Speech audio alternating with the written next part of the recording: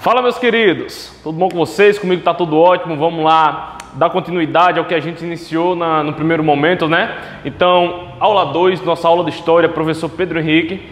E hoje, pessoal, vai ser uma aula um pouco diferente pelo fato de estar dividida em duas partes. Duas partes porque a gente já iniciou o assunto de quê? Da Mesopotâmia, não é verdade? Assunto da Mesopotâmia, só que a gente trabalhou metade do conteúdo do nosso módulo. Então, por restar uma parte não muito grande e a gente ter que correr contra o tempo para adiantar bastante o nosso trabalho, a gente vai trabalhar hoje, finalizar a parte 2 da Mesopotâmia e vamos iniciar já o 5º capítulo do nosso módulo, que é o Egito Antigo, beleza? Então, para que a gente compreenda o Egito Antigo mais tarde, é importante a gente atentar para as características da Mesopotâmia, não é verdade? Então, é importante a gente lembrar, claro, do clima seco, de tudo, do clima seco, do solo desértico e tudo mais, e a importância que os rios Tigre e Eufrates tiveram na região da Mesopotâmia, não é? Então vamos sempre atentar para esses detalhes aí. Então, a nossa aula de hoje vai ser a continuidade sobre a Mesopotâmia, continuação, e a gente trabalhou até a formação das cidades-estados e avançamos um pouco mais sobre os altos funcionários reais, sobre o papel dos escribas, a importância que todos esses povos tiveram na Mesopotâmia, não é verdade? Então, vamos compreender agora uma nova fase, uma outra fase da história da Mesopotâmia e seus povos, começando pela formação de seus impérios. Não é? E por que esses impérios eles são formados na Mesopotâmia? Justamente porque disputas internas elas vão acontecendo, porque a gente viu que a Mesopotâmia é uma terra onde foi sendo desenvolvida a agricultura, formando vilas, as cidades, até chegar nas cidades-estado, não é verdade? Só que tinha umas regiões que eram mais propícias que outras para o cultivo de alimentos, não é verdade? Isso vocês vão averiguando e relembrando sempre, lendo o capítulo, beleza? Então, as cidades-estados elas começam a disputar entre si os territórios agricultáveis, propícios para a agricultura. Então, essas disputas vão levando ao enfraquecimento das cidades sumérias. Então, as cidades sumérias, que era dominada pelos sumérios, né, os primeiros povos da Mesopotâmia a formar as cidades-estados sumérias, elas vão entrar em declínio justamente por isso, por conta desses conflitos internos por conta desses conflitos internos em busca por terra para plantio. Então, quando acontece o enfraquecimento dessas cidades-estados, a Mesopotâmia ela começa a ser dominada agora por não mais pelos sumérios, mas por outros povos conhecidos como caldeus. Os caldeus eles começam a dominar a Mesopotâmia. Isso em aproximadamente 2350 a.C. Eles se estabelecem e começam agora a dominar a região mesopotâmica. E começa aí agora a ter uma nova característica, não mais em cidades-estados. Elas estavam vistas como um modelo atrasado, enfraquecido, e começam agora a formar os primeiros impérios. E os primeiros impérios eles são protagonizados pelos povos caldeus, beleza? Então, quando forma-se o primeiro império protagonizado pelos caldeus, acontece aí a formação do primeiro império mesopotâmico. Então lembrem sempre, quando perguntar qual foi o primeiro império mesopotâmico, qual foi o povo protagonista por esse processo, foram os povos caldeus, e não os sumérios, e não os acádios, beleza? Mas sim os caldeus. Atentar nisso. Então beleza. Os povos caldeus, eles dominaram a Mesopotâmia por mais ou menos um século. Muito tempo, na verdade? Muito tempo de dominação. Só que esses povos caldeus, esses impérios caldeus começaram a entrar em declínio também e voltar à predominância de cidades-estado. Ou seja, no primeiro momento você tem as cidades-estados sumérias, elas entram em declínio, começa agora o Império Caldeu, o primeiro império mesopotâmico, e ele entra em declínio e volta às cidades-estados de novo. Quando os impérios retornam, eles retornam não mais pelos povos caldeus, mas como o primeiro império babilônico, né? Então, aproximadamente no ano de 1950 a.C., começa agora o estabelecimento dos amoritas Os amoritas eram os povos nômades que vinham de outras regiões e começaram a se estabelecer na cidade de Babel. Já ouviram falar na história da Torre de Babel? Beleza, se passa nessa cidade de Babel, que também é conhecida como Babilônia. Então, na Babilônia, começa-se a formar o império novamente. E esse império é conhecido como o primeiro império babilônico. Beleza? Então, começam-se os cercamentos das cidades com muralhas e eles começam a governar com base em dinastias, né? As dinastias são o modelo político organizado nessa época, desses novos impérios babilônicos, beleza? Então, eles chegam na cidade de Babel e começam agora a querer proteger seu território para não perder mais aquela região. A propósito, a Mesopotâmia é uma terra excelente para cultivar, para criar animais, para tudo. Então, por que os povos que vão chegando nessa terra vão querer sair de lá? Não vão querer sair de lá, eles vão querer permanecer. Então eles começam agora a proteger esse novo território conquistado. E para proteger eles começam aqui a fazer as muralhas e governar por dinastias, que é para não ter perigo de levar um golpe de Estado e tudo mais. Enfim, é o regime que passa a ter a supremacia nesse período aí. Beleza? Então, de 1792 a 1750 a.C., o Império Babilônico ele vai ser governado por um cara chamado Hammurabi. Rei Hammurabi, que foi um dos reis mais marcantes na história da Mesopotâmia, sobretudo dos povos babilônicos. Então, o rei Hammurabi, ele foi um cara que marcou muito por ele ser protagonista na Mesopotâmia em vários aspectos. Primeiro, que ele começou com o primeiro Império Babilônico, beleza, ele foi protagonista no Império Babilônico. E segundo, que ele implantou o primeiro código de leis escritas existentes, o primeiro código de leis escritas.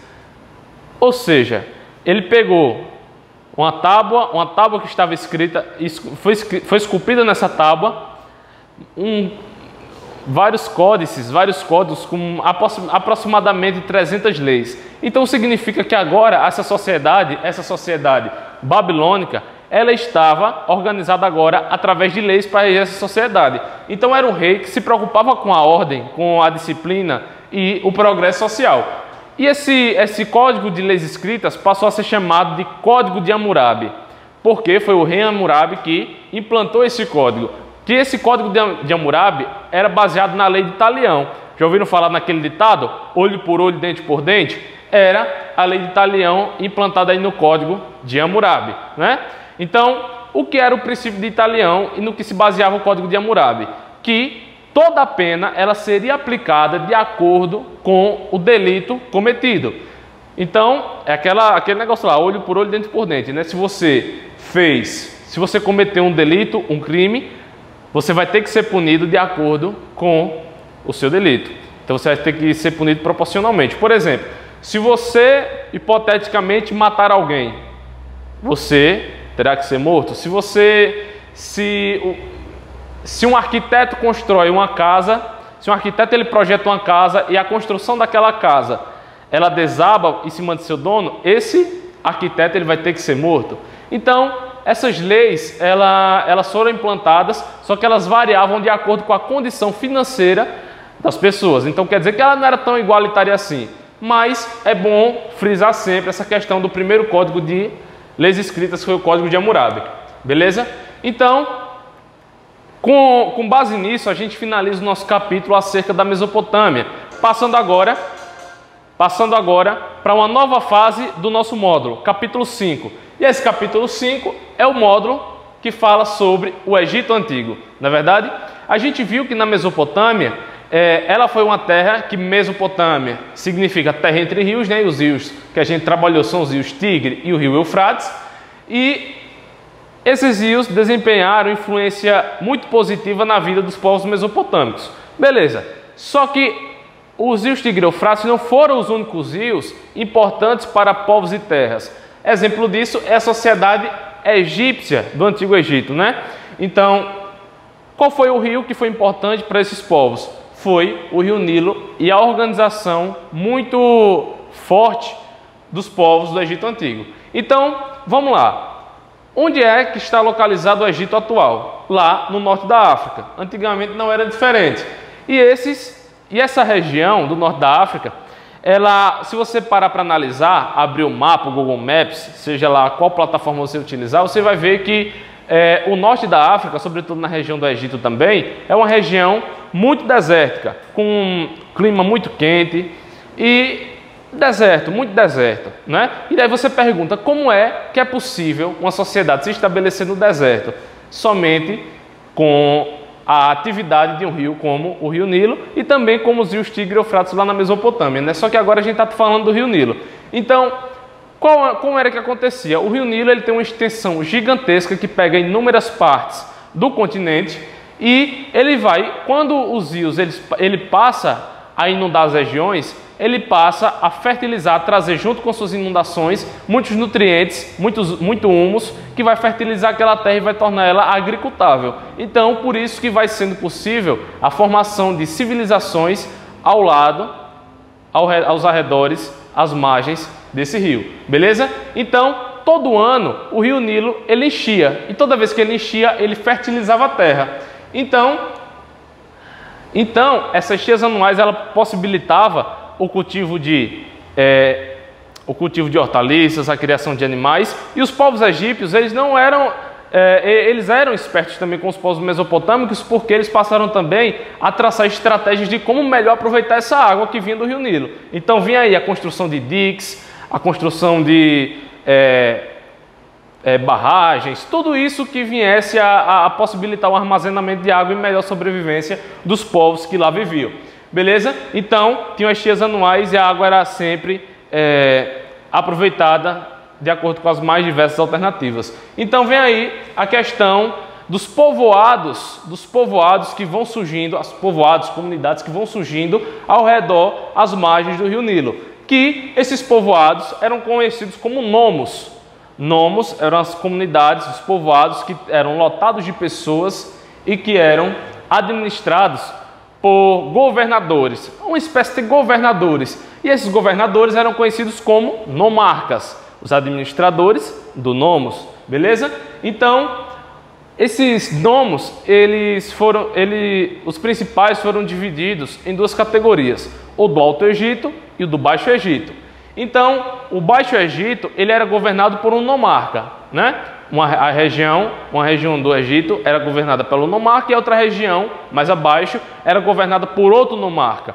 E esse nomarca, ele tinha uma função não só governativa, mas ele também tinha uma função espiritual. Ele também atuava como um sacerdote, ele era considerado um ser divino, uma representação do Deus na terra. Então, já tem essa divinização. Então, cada nomarca governava o seu nome, a sua parte de terra.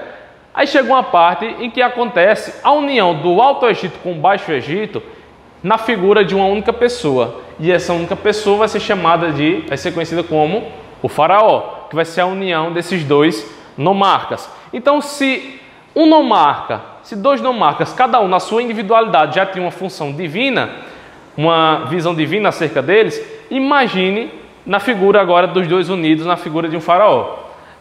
A diferença é muito grande e o peso é muito maior, beleza? Então, para a gente compreender o Egito Antigo, a gente não compreende como uma coisa muito simples, porque compreender o Egito Antigo não é tão simples assim, é uma complexidade muito grande, por conta da sua riqueza cultural, a sua riqueza, enfim, é uma sociedade muito complexa. Então, o Egito, ele é compreendido através de uma cronologia, que é dividida em 3 períodos, em o Antigo Império, Médio Império e o Novo Império. O Antigo Império, ele é datado de aproximadamente 3.200 a.C. a 2.300 a.C. Beleza? Então ele dura mais ou menos nesse período.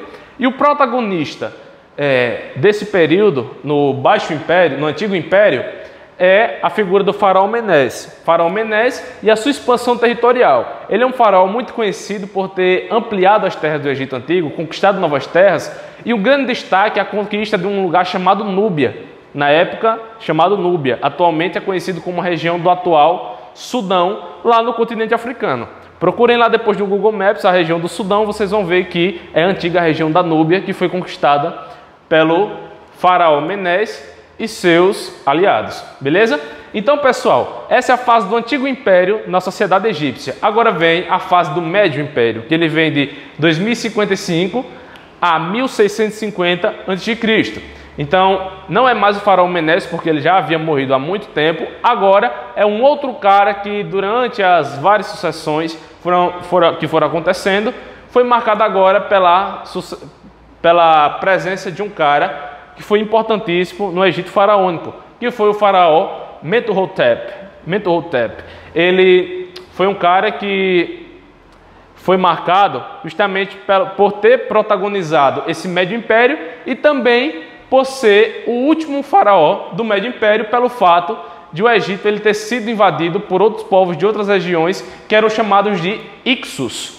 Os Ixos eles tomaram o Egito nessa região e dominaram toda a região, derrotando os egípcios. Então, assim termina a fase do Médio Império, justamente por conta da invasão dos Ixos. Então vem agora um novo império que vem de 1550 a 1069 a.C., que ele marca agora uma nova fase do Egito Antigo, que é na fase que o povo egípcio ele começa agora, consegue expulsar esses Ixos, expulsão dos Ixos, e vem agora os dois faraós mais conhecidos da história do Egito, que é o faraó Akhenaton e Ramsés II.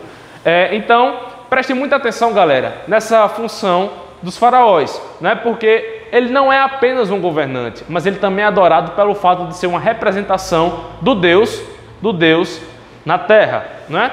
Então, os protagonistas do novo império no Egito são os faraós Akhenaton e Ramsés II, beleza? Então, o Egito, pessoal, era uma sociedade não muito igualitária. Se a gente conhece agora a democracia, a gente conhece a democracia que a gente tem hoje, que é o regime que vive o Brasil e muitos outros países. Tem um regime que tem hoje no atual Egito, mas que antigamente a sociedade não era democrática, e sim era uma sociedade estratificada, não era uma sociedade com direitos sociais iguais para todos, era uma sociedade estratificada, tinha a pirâmide social, e em cada fase dessa pirâmide tinha um grupo de pessoas com sua função social lá na sociedade egípcia. E quem estava lá no topo dessa pirâmide era o faraó. O faraó estava no topo da pirâmide e abaixo do faraó, na penúltima categoria da pirâmide social, estavam os altos funcionários reais, que eram os sumos sacerdotes e os vizires, né? Conhecidos como grão-vizir e tudo mais, que eram os caras que tinham cobrança de impostos, os faraós que os sumos sacerdotes que tinham a função divina de ser a conexão do faraó com o Deus e tudo mais. É o cara que tinha autorização de entrar nos templos e ter contato com as estátuas. Então, isso era digno de uma categoria da pirâmide social que estava na mão dos altos funcionários, os sumos sacerdotes e o vizir. Então, tinham as demais posições da pirâmide. Aí, mais abaixo, tinham os artesãos, tinham os escribas, tinham os escravos, tinha todas essas fases aí. Tinha os camponeses. Então, cada uma com a sua determinada importância na sociedade e cada uma com a sua valorização, né? Então, quanto mais alta a posição na pirâmide social, mais valorizado acabavam sendo esses cargos aí. Então, por exemplo, abaixo dos altos funcionários vão ter, por exemplo, os escribas, pessoas que tiveram grande relevância e que receberam grande enfoque na sociedade egípcia. Isso é notável hoje justamente pelo fato de ser encontrado muitas manifestações artísticas acerca desses povos, dos escribas. Tem muitas estátuas encontradas, são encontradas, estão em museus hoje em dia, sobre os escribas. Então, se as pessoas se preocupavam em fazer estátuas, produções artísticas sobre esses povos, significa que eles tinham um grande valor na sociedade. Diferentemente dos camponeses, dos escravizados, que não tem tanta obra de arte que faça boa referência a eles, né? Então, tem aí essas demais posições na pirâmide social egípcia. Então, tem aí o modelo de escrita dos antigos egípcios, que é a escrita hieroglífica. Hieroglífica é conhecida hieroglífica por conta dos hieróglifos, né? Que é uma escrita através de símbolos, vários símbolos que representam as letras, o que seriam as letras e as palavras para essa sociedade. As letras, as palavras, as frases, todas elas construídas construídas através de símbolos, eram chamados hieróglifos. Então, as paredes, elas eram escritas, os papiros, tudo isso através dos hieróglifos, né? Que eram os símbolos que era a escrita egípcia. Então, a vida religiosa no Antigo Egito, ela é muito peculiar, porque eles acreditavam, pessoal, na vida após a morte, mas não numa vida após a morte tal qual acredita-se hoje, por exemplo, no Brasil. Quem é cristão, por exemplo, acredita no juízo final e na possível vida eterna, não é verdade? Beleza. Só que a vida religiosa acreditava na vida após a morte no sentido de a alma futuramente poder voltar para o corpo. Por exemplo, como eles acreditavam que ao morrer uma pessoa ela ia para a eternidade, poderia ir para a eternidade, mas para isso ela tinha que fazer bons feitos em vida, ela teria, por exemplo, que ser mumificada, porque acreditava-se que a alma ela precisava do sustento do corpo que ainda estava em terra para prosperar lá no além. Então, beleza. Então, a mumificação era feita. E não somente para pessoas que fizeram bons feitos, mas principalmente para os faraós e a sua família. Então, a mumificação acontecia da seguinte forma: como eles acreditavam que futuramente a alma ia voltar para o corpo, então eles buscavam preservar ao máximo esse corpo. Esses rituais duravam vários dias, né? Então eles buscavam estratégias de conservar o corpo e os órgãos da pessoa. Então, portanto, eles abriam as pessoas, tiravam seus órgãos, suas vísceras, o cérebro e colocavam em vasos que seriam também sepultados junto com o restante do corpo. E o restante do corpo era enrolado por faixas, né? E essas faixas nos lembram bem a figura que a gente tem das múmias que a gente vê nos desenhos animados e tudo mais, não é verdade? Mas eles acreditavam que a alma voltaria para o corpo, portanto era necessário de preservação. E isso era feito principalmente com o faraó e a sua família. Então, os faraós, eles eram enterrados, sobretudo, nas pirâmides. Aqui estão as 3 pirâmides de Gizé, as principais, que são as Quéopes, Quefren e Miquerinos, né? As 3 principais pirâmides do Egito, que estão lá na cidade de Gizé. E a pirâmide, pessoal, ela era construída no intuito de ser o túmulo do faraó e da sua família. Então o faraó, ele era sepultado e junto com ele iam também os seus órgãos, porque acreditavam justamente que ia precisar deles no além. E juntamente com... Era tão forte essa crença que eles eram sepultados também com os bens materiais, com suas riquezas, suas joias. E quando elas iam também no túmulo, era na crença de que o faraó, no além, iria utilizar também esses artefatos. Muitas vezes acontecia de seus servos também serem sepultados junto com eles, até mesmo vivos, porque podia ser que o faraó precisasse dos seus servos lá no além também, né? Então, eles eram enterrados nas pirâmides e nos chamados hipogéus, né? Que são esses túmulos aqui bem estilosos, que são construídos, esculpidos e perfuradas as pedras e construídos e esculpidos esses hipogéus. Então, pessoal, a gente viu aqui, grosso modo falando, o conteúdo do nosso capítulo, que é acerca do Egito Antigo. Então, prestem muita atenção nesses aspectos citados aqui na aula e vão lendo aí no módulo de vocês e respondendo as atividades, beleza? Então, sobre o Egito Antigo a gente vai ficando por aqui e na próxima aula vamos agora iniciar o novo módulo do nosso cronograma, né? Então, galera, valeu, espero que tenham gostado, espero que tenham entendido. Vamos estar futuramente no plantão de dúvidas e a dúvida que vier surgindo, manda para cá que a gente vai debatendo e esclarecendo, beleza? Tchau, galera, até a próxima.